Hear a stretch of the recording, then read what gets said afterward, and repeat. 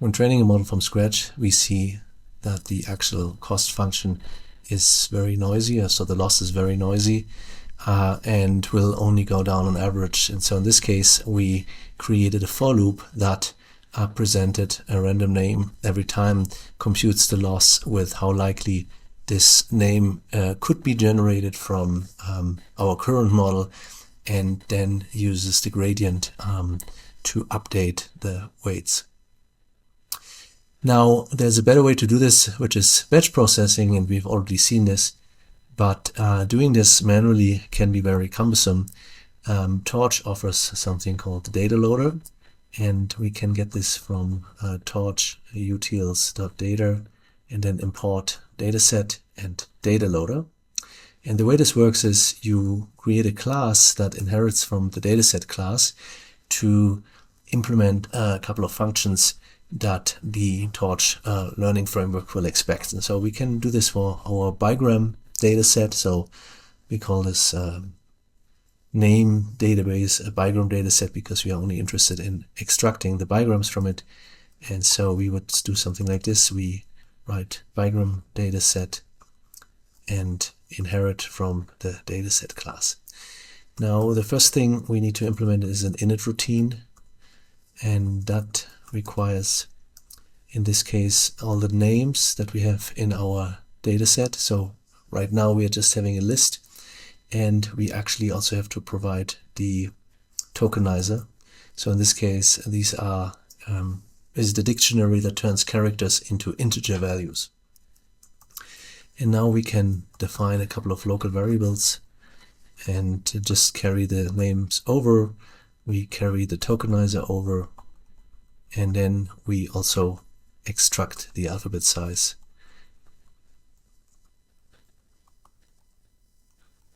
And just take the length of these. Now, the next thing is the length of the data set, and this is also a function we need to override, which is called len. And that one just returns the length of the data set that we have. Alright, so now comes the interesting part, which is actually the getItem function. And this is what will return a random name. And in this case, we want to index the names with an index. And so in the most simplest way, what we could do is we can just return, of course, the name at this index, but we will also need to return the target. And so the first thing we wanted to do is we turn the name into a tokenized version, so we can use the tokenizer that we've been defining and go through all of the characters and the name. So we have the set X. Then we want to do a one-hot encoding of that. And so this is all completely up to you. It really depends on what you actually use the data with, whether you provide the one-hot encoding here or whether you provide it later. This is not really defined, but what is defined is the interfaces to the class and, most importantly, the getItem function. So to complete this, we need to get the alphabet size and then turn all of this into float. Now, there's something that it doesn't like here, which is the num classes. Yes, so there should be an equal sign here. All right. So finally, for every data set, we want our target, and we did this by starting from the first character and then adding the space at the end, which will terminate the name. So with this, we can return everything. And what is this? The encoded value, the output y, and the length of x. So this is pretty much standard. You can extend this later as you want, but maybe a comment here, we are also providing the length of x because we will later need to write a padding function which makes sure that when you batch a couple of entries that they all have the same length, and for that we will need to know how long is every individual item that we are getting. And we can of course also take the length here, but we can also return it.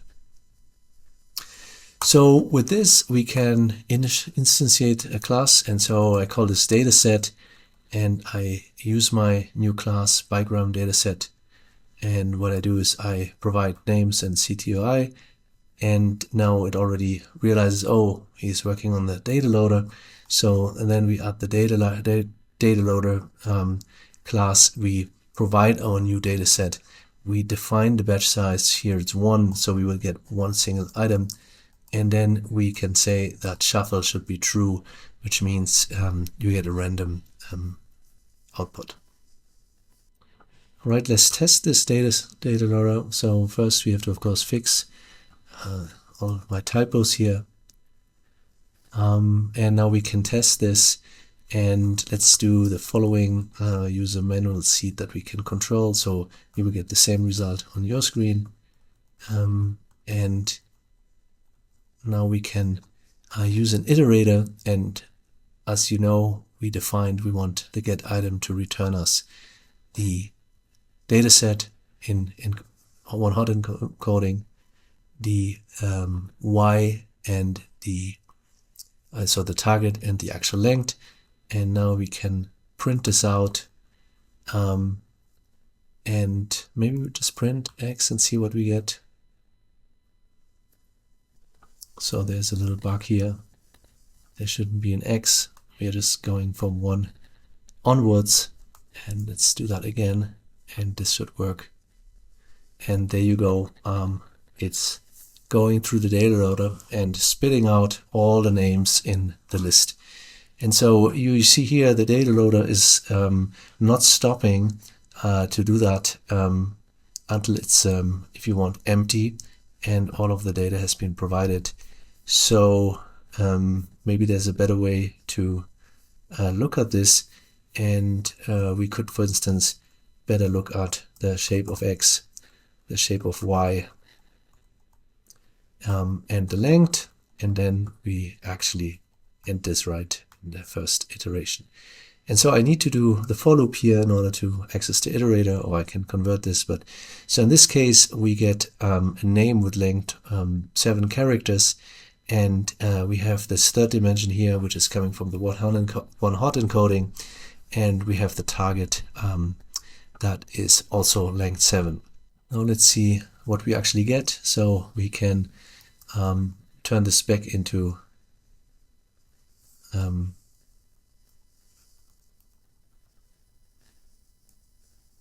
a token, and what we are doing here is we are actually grabbing the index of the one-hot encoding where the value is highest. So in this case we will see we get numbers back. So here 20 was the entry to the one-hot encoding that maximized would maximize the output, and so on.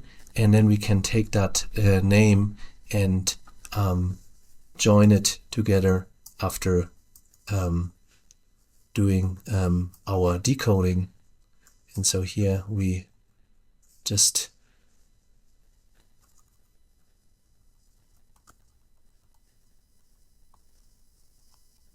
alright, so this should work. Let's see what's wrong.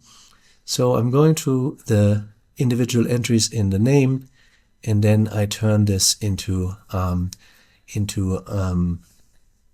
integer, use that to index my token detokenizer, and provide these list elements, and the last one I don't need. Alright, so what is this looking like? So this is a random name, Talaya, from our dataset. So what we can also do is we can do this with batch size 2. So in this case we run this again, and we are now going over the iterator only once, but you will see that we are getting 2 values. And even though this is an error message, it actually did work, except that we got one name that was 7 in length and one name that was 6 characters in length. And so this is exactly the problem why we would need padding. In this case, you actually want to see all of these in one tensor, and it was just not able to put these together. And this is what it actually says here. The problem was when it tried to stack the output from the data loader. So how can we do the padding? Fortunately, the dataset class provides some functionality for this, and you need to write a function that does the patching for you, and we can do this right here. Let's go down here and write the padding function. So let's call this pad sequences, and we would provide an entire batch. So the batch would be the individual entries, and then we first need to know, okay, what is the longest length in the batch? So the max length is the max of the length for xenc, and now I drop the output, I don't need it, and I get the length from my batch. And now we should have the max length.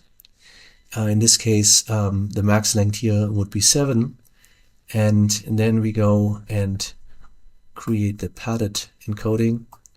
And so for that we create empty data structures, which are empty lists, and the padded y, because also this has to be padded obviously, and we have our lengths,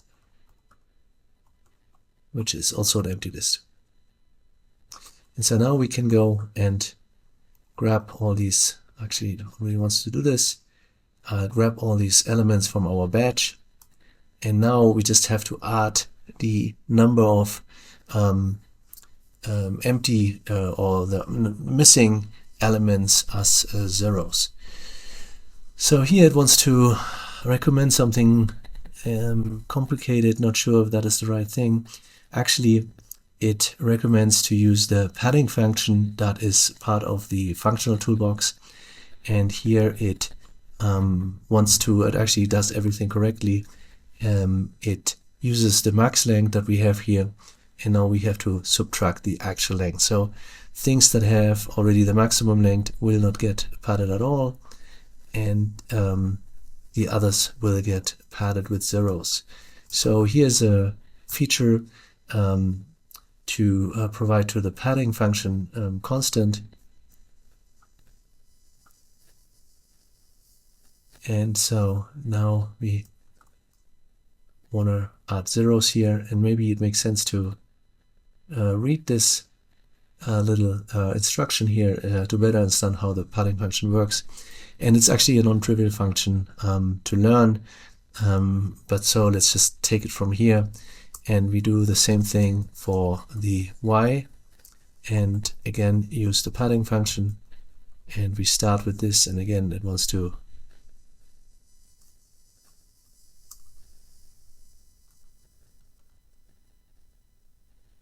do that, but now I don't want to pad this with zeros, but I want to pad this with a new character that I want to introduce into the data set, which is the dot. And the reason I do this is because I want to really see later where this stuff comes from, if that is a padded information or if that is just in the data set. And so I know the dot hasn't been in the data set before, so I can debug this a little easier. So length, append length, that doesn't change. And now we can stack all of this up without getting an error message. And in this case, we want to take the padded X encoding, we want the padded Y, and we want the length. So let's test this real quick. And the way we do this is we we create our data set again, and we do that just the same way we did that before. So we provide the names and we provide the tokenizer, but then when we specify the data loader, we can actually provide the padding function. And so here we have to say where our data set is. We now want to do a batch size of 10. We want to get random ones, and now it comes, there is a new parameter which is called collate function, and that is where I can provide the pad sequence method that I created. Let's see what happens when we run this. Of course, there's a colon missing. We cannot call this, but we have to set this, of course. My bad. And our new data set is defined. Now let's see what happens when we go and grab a couple of entries here. So in this case, we should get 10, and the key arrow doesn't work yet. And this is something that I should add. And the way I want to do this is I want to augment my alphabet with the dot. So somewhere in here we did define our alphabet.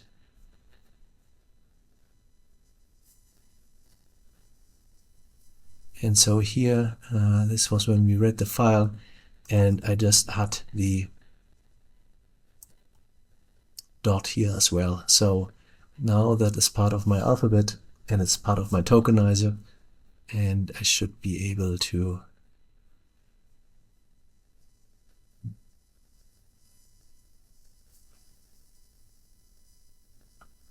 let's make sure this takes the right tokenizer in.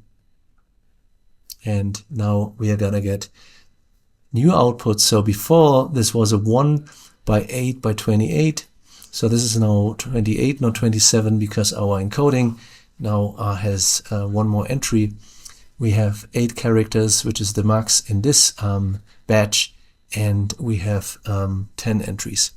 Now we can try the same thing and ask the data loader to create 100 examples, and you will see that probably the maximum length there increases. So here the maximum length in this was 10, and we have 100 elements in our batch. So now we can also go and print the targets. And so in this case, we actually want to do this in Y, and we need to close this parenthesis. All right. I see. So now I have to, of course, go here and create another for loop that actually goes through the entire batch, and grab the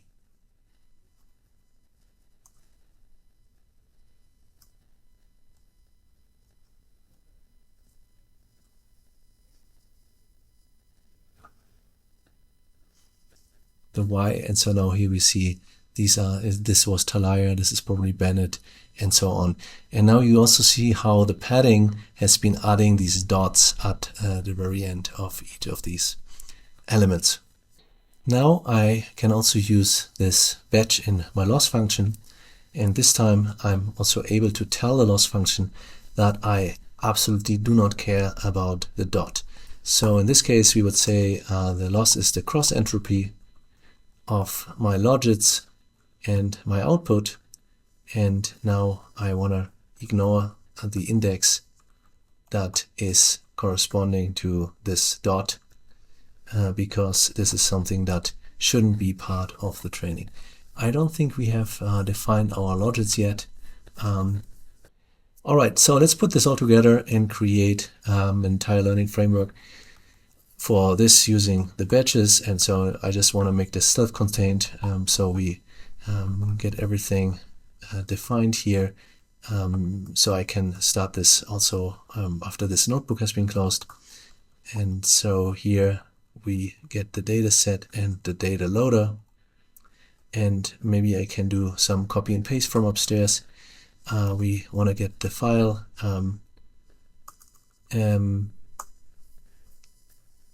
which we have here.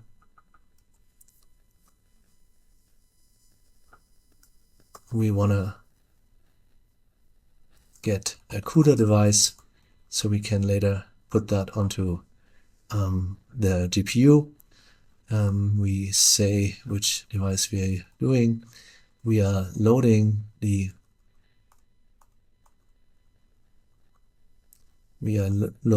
our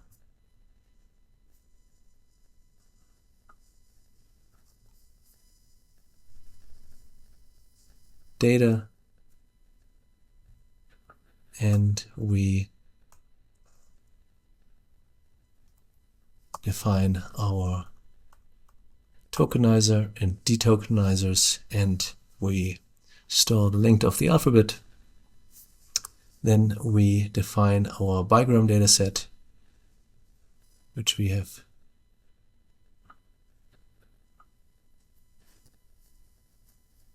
done here.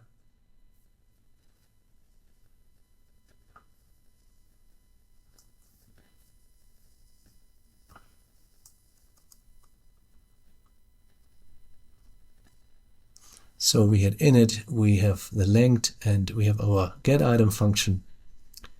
Then we have our path sequences that we need to provide.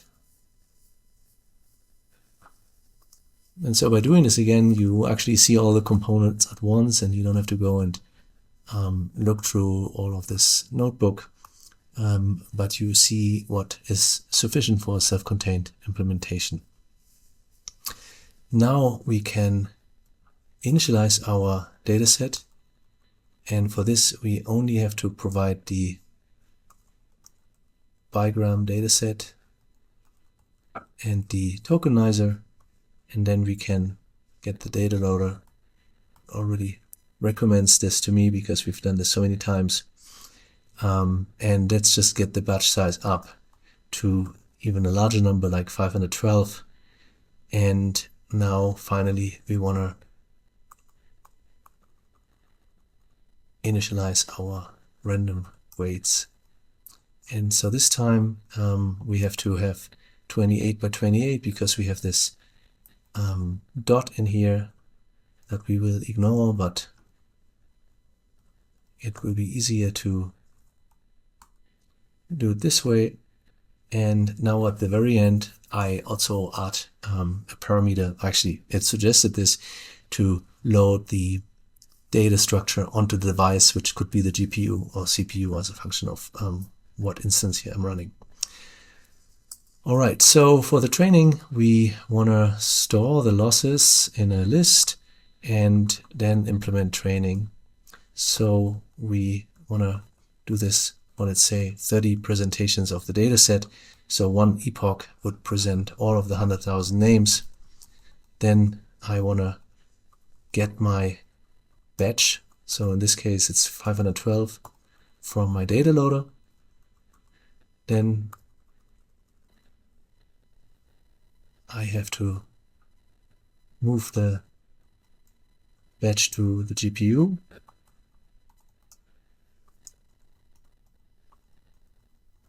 So this to statement will move it to whatever the device is.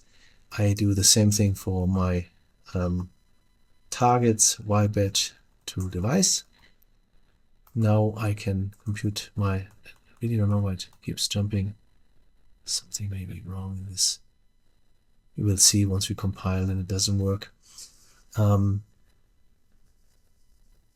do the forwards pass. The logits are given by taking an entire batch and multiplying it with W. And so maybe it's worthwhile looking back at our output here. When we printed this, you see the batch size is actually the first dimension. And so if I multiply with 28 by 28 matrix, I actually, it doesn't matter what the batch size is, the output will be again having 100 elements and 10 indexed, and then at the very end we have our 28 that will persist. So this is our log counts, and now we have to turn these into probabilities. Now we have one little problem here, and the fact is the batches don't really work with our loss function. And so what we have to do is we have to turn them all into a single tensor, and maybe we can look at this later, but I already know how to do this, so bear with me on this one. And so here the -1 would say just fill the remainder of the dimensions into this first one, but then make sure that we use the number of the size of the logits, so the last entrance of the and so in this case this would be the 28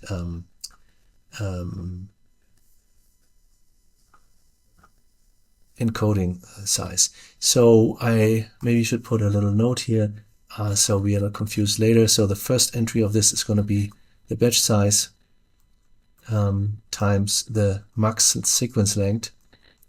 And so what happens here, these two things are now put together. So before it was 100 batch and the sequence was 10, and so now this first entry is going to be 1,000 because the last entrance is fixed on the vocab size, or this is actually the length of the alphabet. So let's put it this way.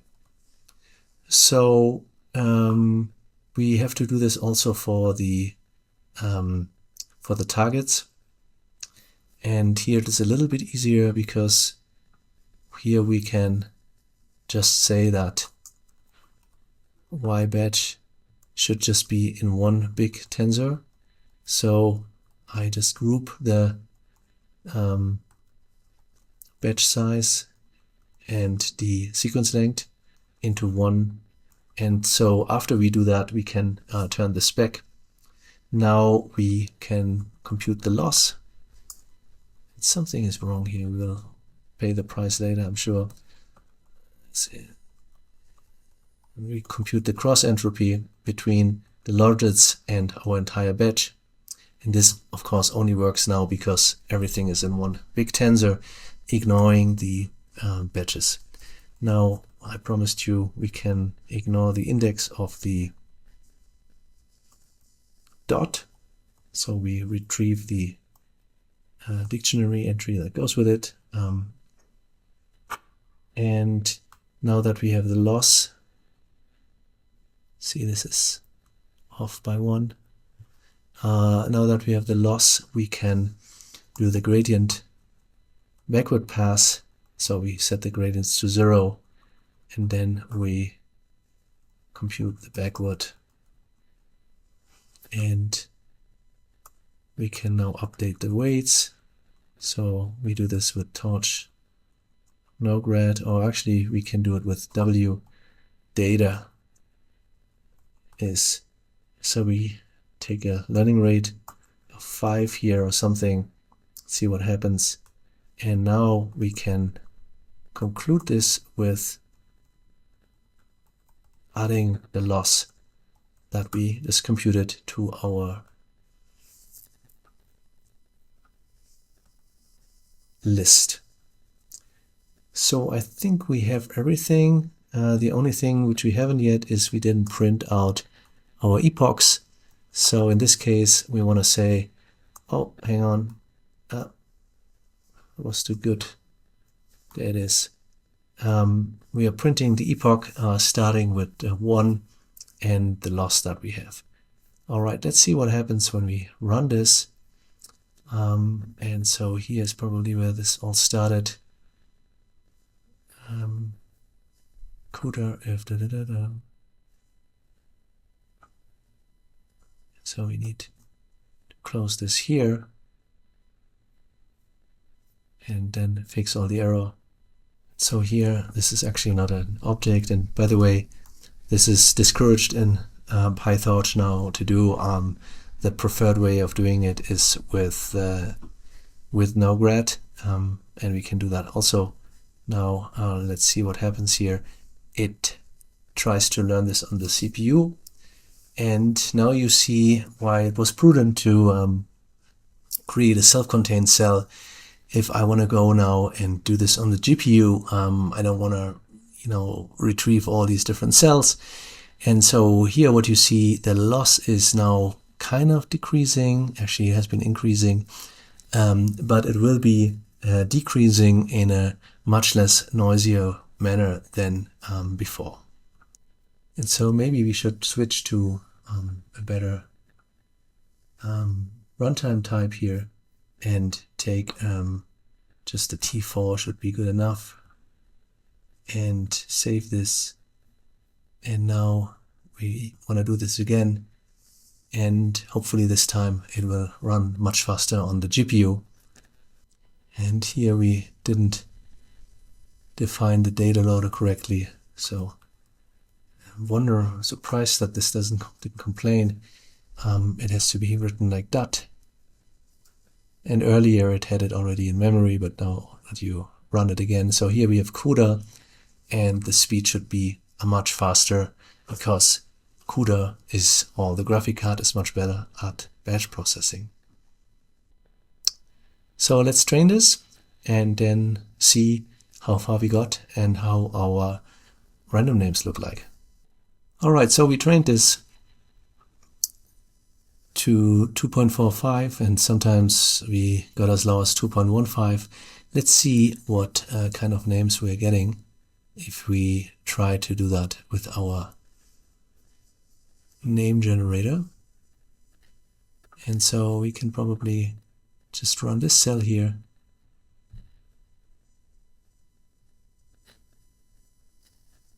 And in this case, we want to take these guys out because we don't want to delete our model. And now let's try this again. And here we got an error because we actually have the weights on our graphic card, and we have to move them back to the CPU. So we can say something like W equals W to CPU, and now this generate name, which also lives on the CPU, will be able to use this function or this variable.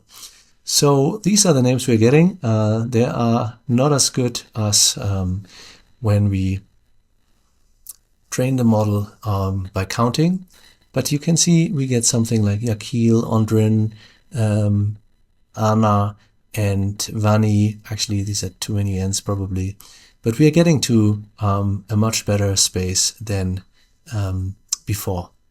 So what I suggest to do is to train this model just a tiny bit more to see if we can actually bring it to the equivalent of what happens with counting.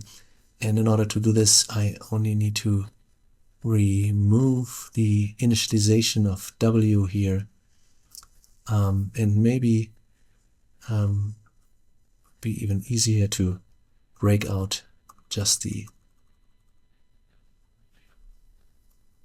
training part. So in this case, we don't override anything, and let's see if we can get this further down and maybe this time bring the learning rate down as well. So now we trained this for 300 episodes, and you see the loss doesn't really go down furthermore, and still oscillates a little, but we should be pretty close to the optimal distribution that you would get to counting.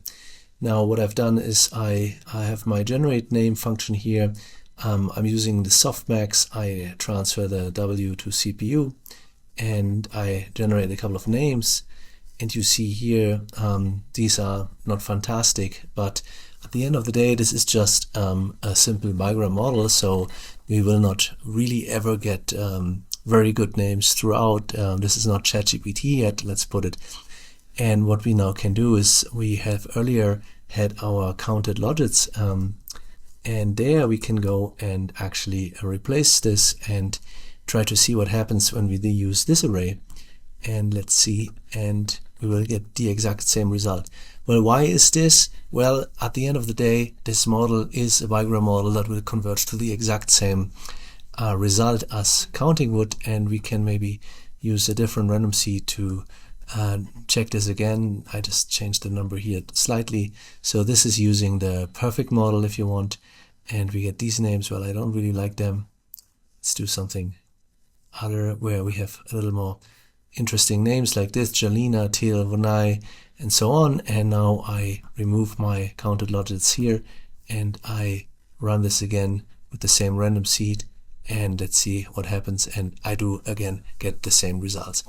Of course, this is also only a 28 by 28 matrix, so it's not too many values to learn, and we really spend a lot of time here presenting the whole data set more than 300 times. I could see when this starts to happen or when this actually converges, but I just gave it a shot here so that we can be pretty sure.